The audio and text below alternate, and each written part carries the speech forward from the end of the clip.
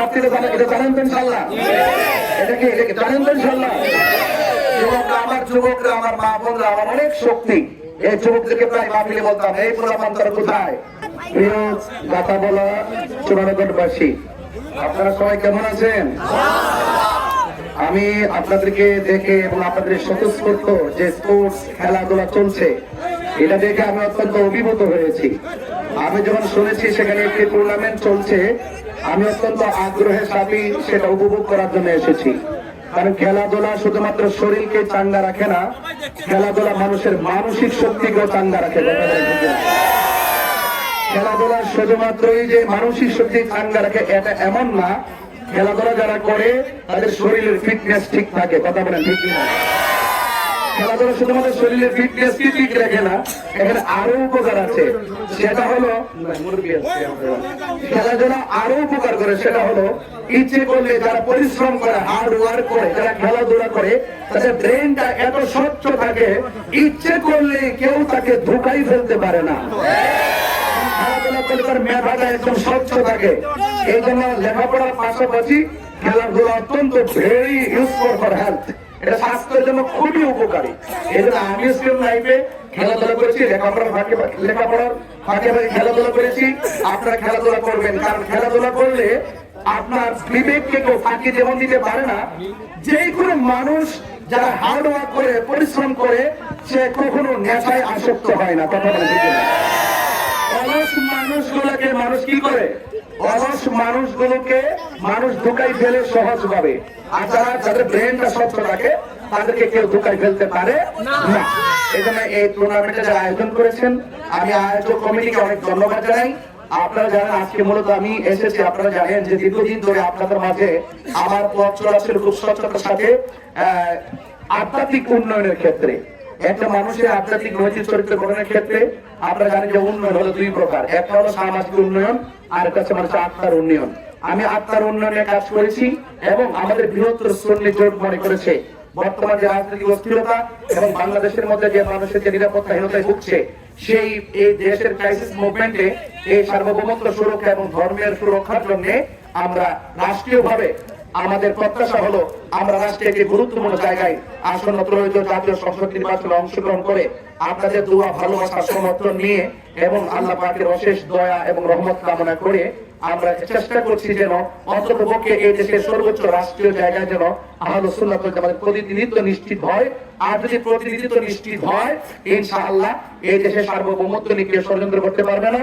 এবং হিন্দু, খ্রিস্টান, বৌদ্ধ, মুসলমান যে ধর্মই পালন করুক, সবাই যে মানুষ, সবার যে নৈতিক অধিকার আছে, খেটে খাওয়া মেহনতি মানুষগুলো যে আসলে তারা মানুষ হিসেবে মানুষের কাছে যে মূল্যায়ন পাওয়া, আধিপত্যবাদ মুক্ত সমাজ গঠন করতে হলে অবশ্যই সেখানে দেশপ্রেমিক এবং ধর্মের নির্ভেজাল আন্তরিক লোক দরকার। কথা বলা ঠিক না? এজন্য আপনারা খেলা ইনশাআল্লাহ চালিয়ে যাবেন। এই টুর্নামেন্ট অংশগ্রহণ করবে আরো দুই দল আছে। যারা যত দল অংশগ্রহণ করবে শেষ পর্যন্ত লড়াই করে কিন্তু দুইটা দল ফাইনাল যাবে, ঠিক না?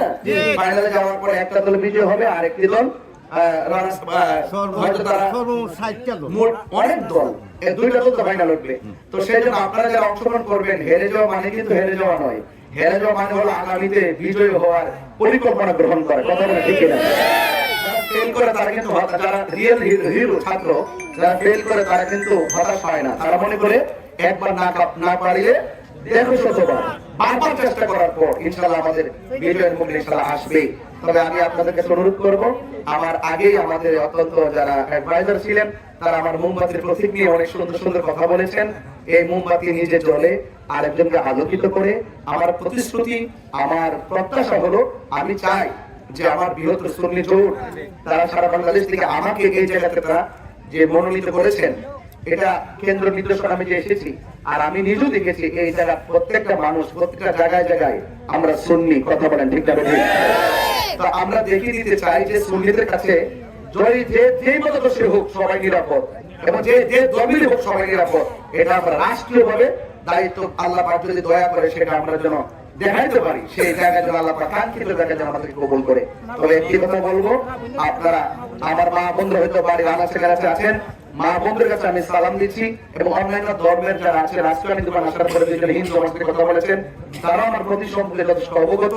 হিন্দু ভাইদের প্রতি আমার আদাব, এবং আমার অত্যন্ত আশীর্বাদ রইল এবং আশা করি আপনারা যতদিন খেলাটা চালিয়ে যাবেন কোনো ঝগড়া বিবাদ না মিলেমিশে মানে খেলাটা চালিয়ে যাবেন এবং আমি আমার অন্তঃস্থল থেকে আপনাদের সর্বাঙ্গীন মঙ্গল কামনা করছি এবং আমি কি বলবো আমি স্টুডেন্ট লাইফ থেকেও যখনই কোনো খেলাধুলায় যেতাম আমি আগ্রহের সাথে আমি কিন্তু শরীর থাকতাম এটা আমার একটা আগ্রহ ছিল আর কি এখন যেহেতু আমি একটা যেহেতু আপনাদের মাঝে একটা প্রার্থীতা নিয়ে এসেছি আপনারা জানেন যে অনেক আচরণ বিধির বিষয়াদি আছে আমি তো কথা বলতে এমনিও আসতে পারি না তো আসলে আমি কি আজকে কেন নোটিশ করে আসছি আমি তো এমনি করতে পারি যে যতটা বাজারে গিয়েছে অসংখ্য লোক চলে আসছে এটা এই মাধ্যমে চলে আসছে একটা নির্বাচনী আচরণ বিধি একটা বর্তমানে চলতেছে সেই জন্য আমি আমার জায়গা থেকে সেই আচরণ বিধিকে ফলো করে এবং আমাদের কাউন্সিলর সাহেব আছেন আসছেন